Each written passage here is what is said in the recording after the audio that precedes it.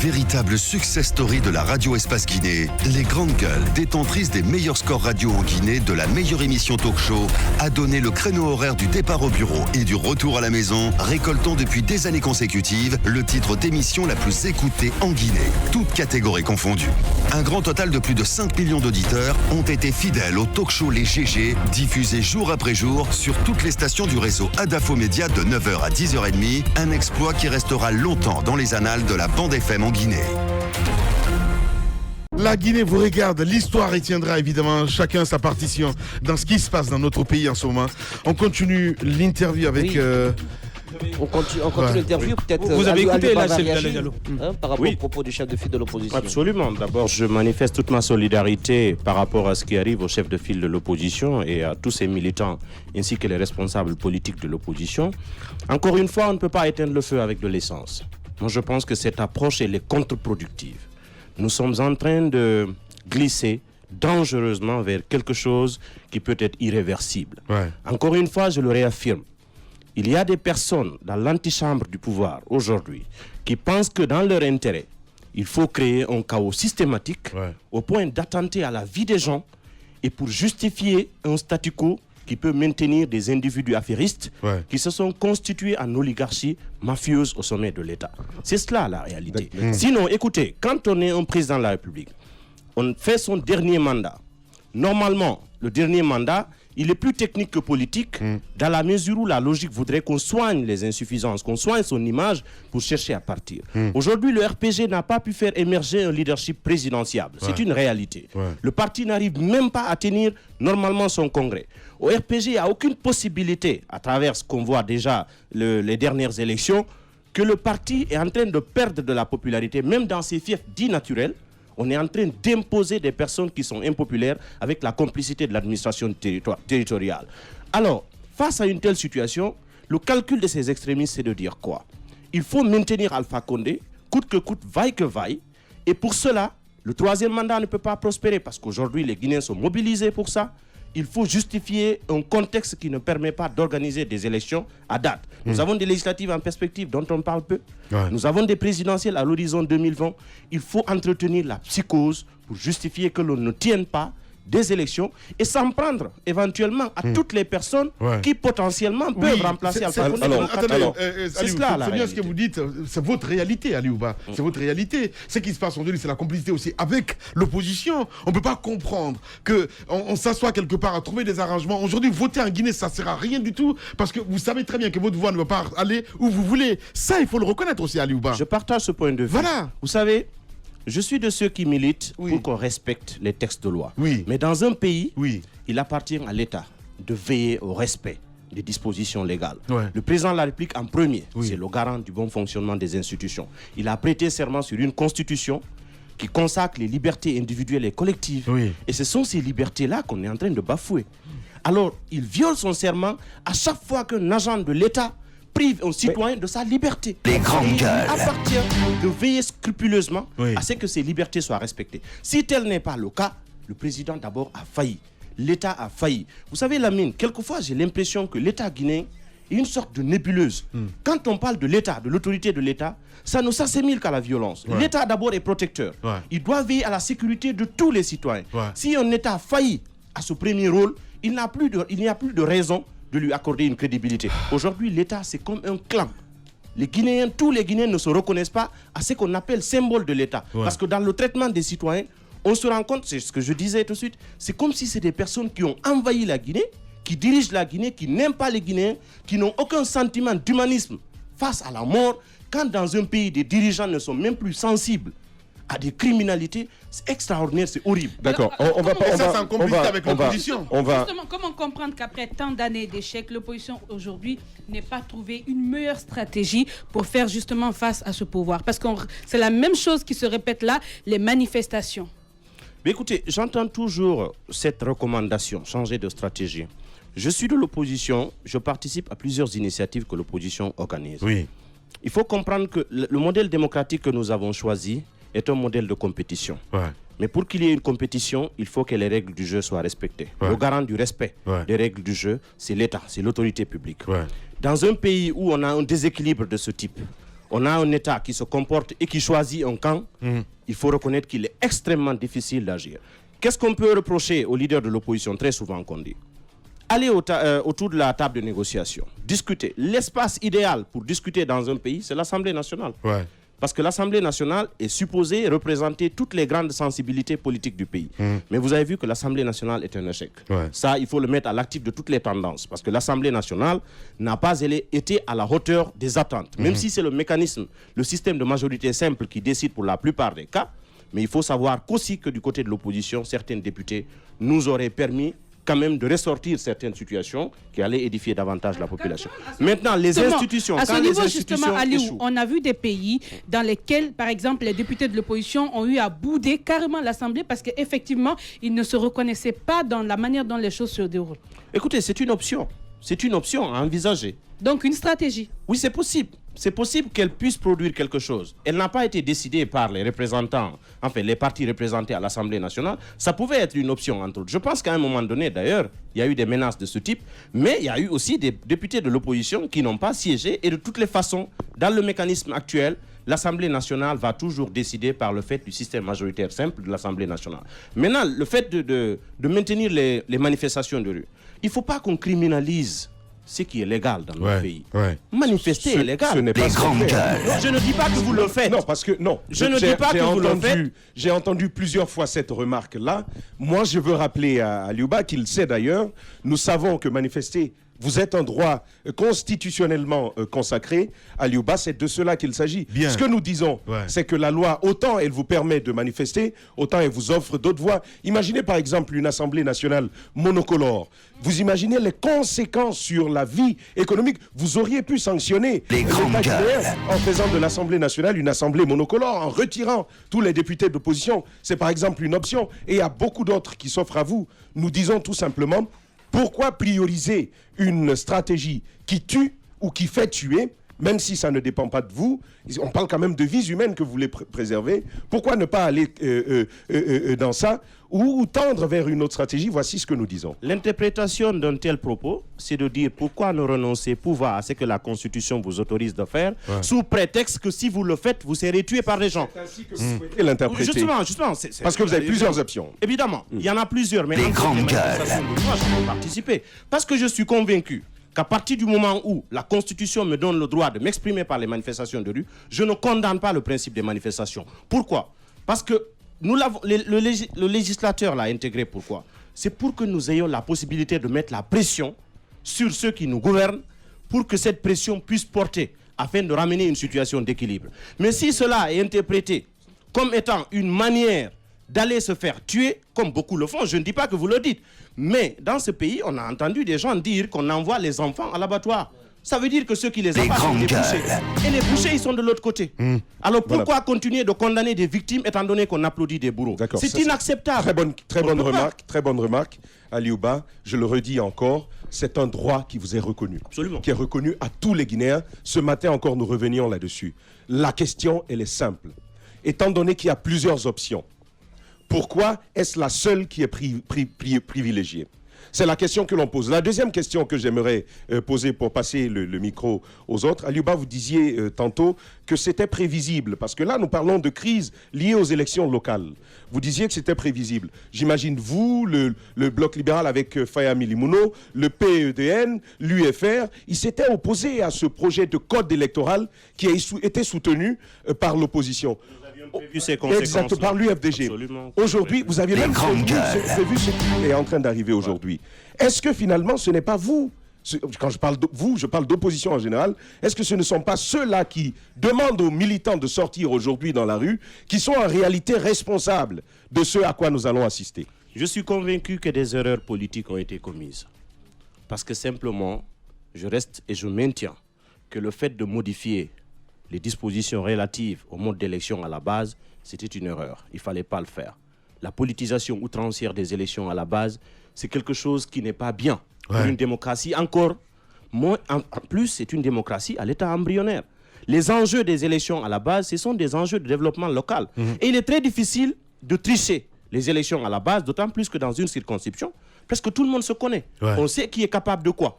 Et c'est ce que vous avez remarqué, que des gens qui peuvent être élus sur la même liste Et quand il s'agit de choisir le maire, vous voyez combien de fois ça pose des problèmes parce que les gens peuvent juger de la moralité de la personne qui est choisie. Donc ce sont des élections de proximité. Je suis convaincu que c'était une erreur d'en faire des élections politiques parce qu'aujourd'hui ce sont des élections d'enjeu national.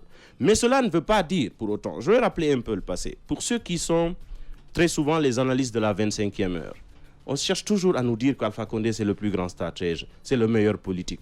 N'importe quel idiot au monde, vous le mettez au pouvoir, vous lui donnez tous les leviers, avec autant de pouvoir. Vous lui dites de faire du mal, il est capable de faire du mal parce que faire du mal, c'est plus simple que de faire du bien. On ne peut pas applaudir quelqu'un qui a passé tout le temps à violer les textes de loi. Quelqu'un qui n'arrive pas à garantir qu'il y ait des enquêtes pour des morts dans un pays. Les grandes gueules. Il n'est pas le symbole du courage politique. Il a sauté des clôtures dans ce pays-là. Il faut qu'on se rappelle. Il a été en exil pour le premier et pour le second régime. Et il n'a pas battu Lansana Conté à des élections. Quand vous lui posez la question, il vous dira que parce qu'il y avait la fraude. Aujourd'hui, où est le mérite? Le mérite, c'est dans la triche. Le mérite, c'est dans la violence. Les grandes gueules. Je ne suis pas de ces politiciens. Quand la politique ne sert pas à aider les gens à améliorer leurs conditions de vie, ça n'a absolument aucun sens. Vous énumérez un constat que beaucoup d'observateurs ont eu à faire, mais le souci, c'est qu'au niveau de cette opposition, ils sont tous d'accord. On écoute tout le temps M. Cellou Dalein Diallo qui dénonce exactement la même chose. Mais lorsque des Guinéens sont tués après une manifestation, c'est ce M. Cellou Dalein Diallo, accompagné de ses pairs de l'opposition, qui se retrouve sur la même table avec les délégués du chef de l'État qu'on accuse et pour en arriver à des accords encore qui nous amènent à ce problème, vous admettez. Donc, est-ce que l'échec n'est pas beaucoup plus du côté d'une opposition qui n'est pas capable d'une vision globale pour permettre au chef de l'État de ne pas continuer ce qui est en train de se faire, mais plutôt une opposition qui cautionne lorsque ça l'arrange? Est-ce qu'avec ce cas de figure, vous continuez à estimer qu'une marche est encore importante? D'où ma deuxième question, la marche qui est en train de se dérouler là. Pour vous, c'est quel but dans le cadre expressement pour les communales? Qu'est-ce que Cellou peut obtenir avec cette marche? Écoutez, la question, puisqu'elle est adressée directement à Cellou et à l'UFDG, je pense que... À l'opposition. D'accord. Qu'est-ce que l'opposition peut obtenir avec cette marche? L'opposition est une position que je partage parce que je suis de ceux qui se battent pour qu'il y ait l'alternance dans ce pays. S'il y a une question qui est dirigée directement vers l'UFDG, il est plus indiqué de vous adresser à l'UFDG. Mais en ce qui me concerne, ma lecture des choses, c'est de dire clairement qu'il y a des erreurs, je les admets, de la part de l'opposition, des erreurs stratégiques, des choix, des questions de choix à faire. Et en ce qui concerne les manifestations, à partir du moment où le droit est codifié, c'est-à-dire ce droit de le faire, il ne faudrait pas entendre économiser l'usage de ce droit pour maintenir la pression. Si maintenant d'autres alternatives existent, pour le cas spécifique des élections locales, moi par exemple, je n'étais pas concerné, l'embryon que je dirige, qui est le modèle qui est en gestation, n'est pas concerné, donc toute revendication liée au processus des élections locales, je ne me sens pas directement concerné.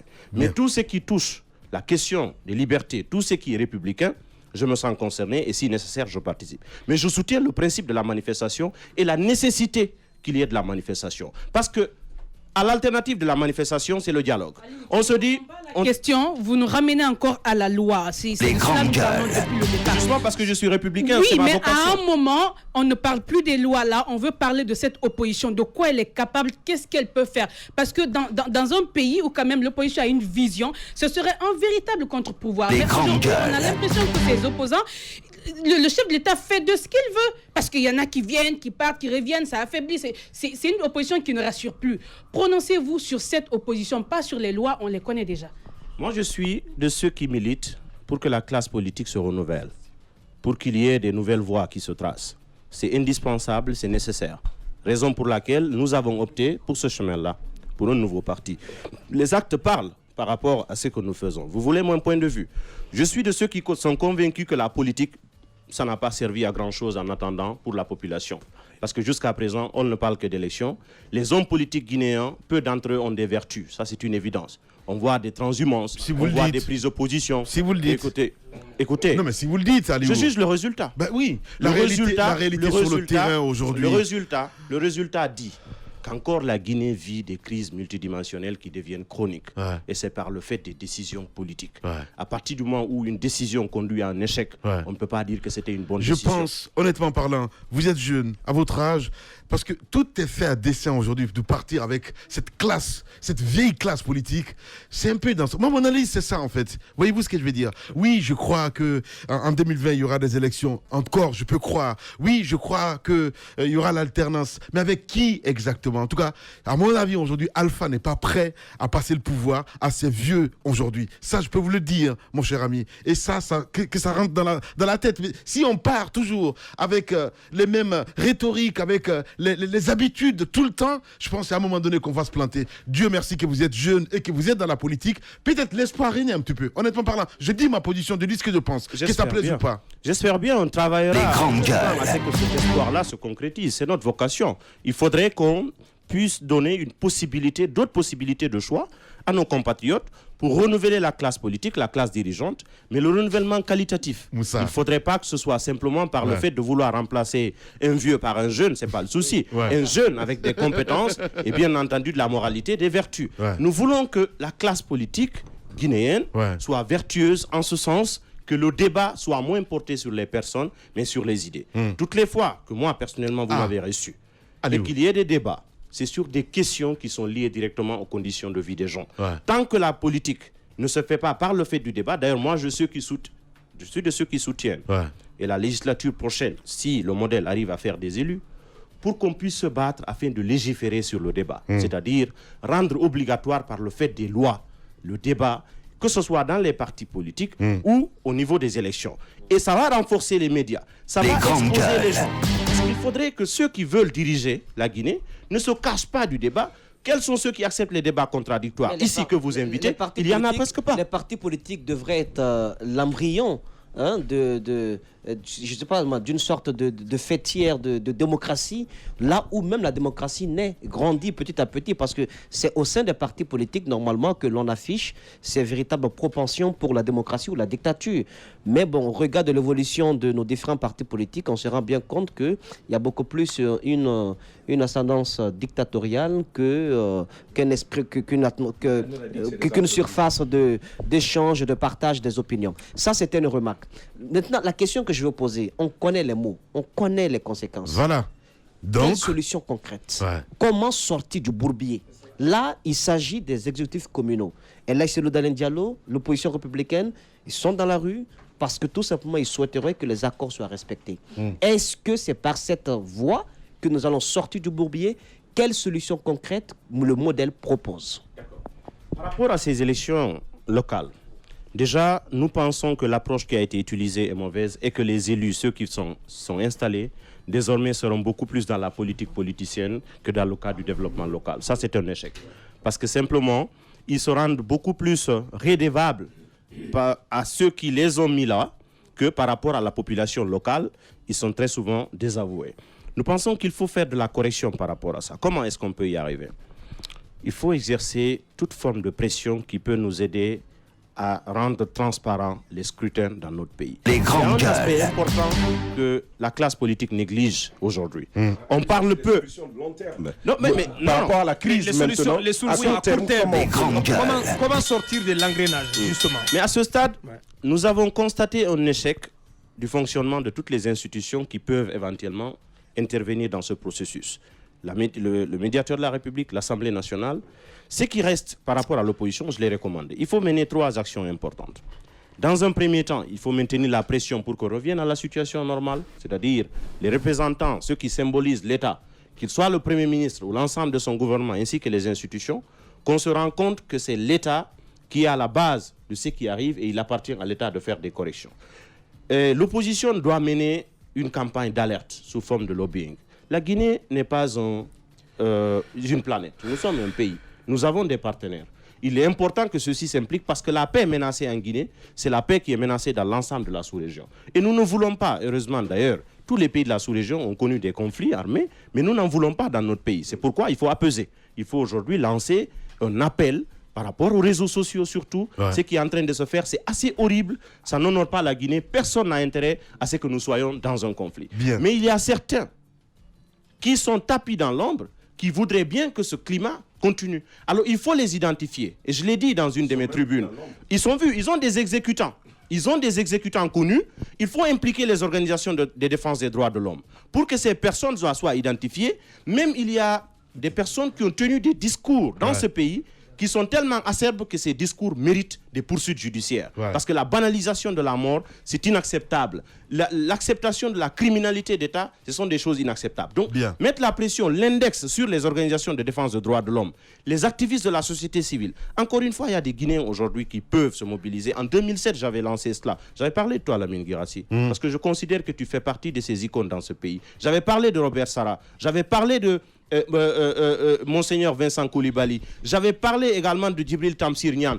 Pourquoi toutes ces personnalités se taisent quand on est en train de tuer des Guinéens? Ailleurs, comment ça se passe? Il y a eu Wole Soyinka qui a fait boycotter par des Nigérians des factures d'électricité à cause du délestage. Il y a eu Ahmad Matar Mbow qui a organisé des assises nationales en 2008 au Sénégal pour définir l'ossature de la nouvelle constitution sénégalaise et de l'alternance politique de 2012. Pourquoi est-ce qu'on tue des enfants et que des personnalités fortes comme ça restent dans le silence? C'est inacceptable. Qu'est-ce que Djibril Tamsir Niane a à perdre s'il dit à Alpha Condé, mais tu arrêtes? Parce que tu as prêté serment pour protéger la vie des Guinéens, parce que la Constitution dit que la vie humaine elle est sacrée en Guinée. On ne peut plus accepter qu'on tue un enfant de Guinée. Pourquoi est-ce que tu le fais? Tu es le président de la République. Pourquoi tant d'impunité? Pourquoi on ne peut pas sanctionner des gens? C'est inadmissible. Les vérités crues d'Aliou Ba ce matin chez les GG. Les grandes gueules. Ahmed Kourma, bonjour. Bonjour. Bien, je crois que M. Ahmed Kourma est le nouveau porte-parole de l'opposition. D'abord, vous allez nous confirmer cela. Et dites-nous comment vous avez vécu cette nouvelle journée de manifestation. Si l'on en croit ce que nous voyons, vous êtes aux côtés de la cellule d'Alain Diallo. Comment tout cela s'est passé ce matin? Écoutez, nous ne sommes pas aux côtés malheureusement de la cellule d'Alain Diallo. Nous sommes à côté de son véhicule avec les députés, enfin plutôt à côté de chez lui. Et on nous interdit l'accès absolu à son domicile. Voilà la situation grave qui prévaut aujourd'hui dans notre pays. Alors, qu'est-ce que vous constatez et comment vous appréciez ce dispositif? Nous avons entendu Général Bafoué dans la première partie qui nous a expliqué que les forces de sécurité ont préféré opter pour ce schéma stratégique qui consiste à retenir la cellule d'Alain Diallo à son domicile, que de le laisser sortir pour ne pas qu'on assiste au scénario du mardi dernier.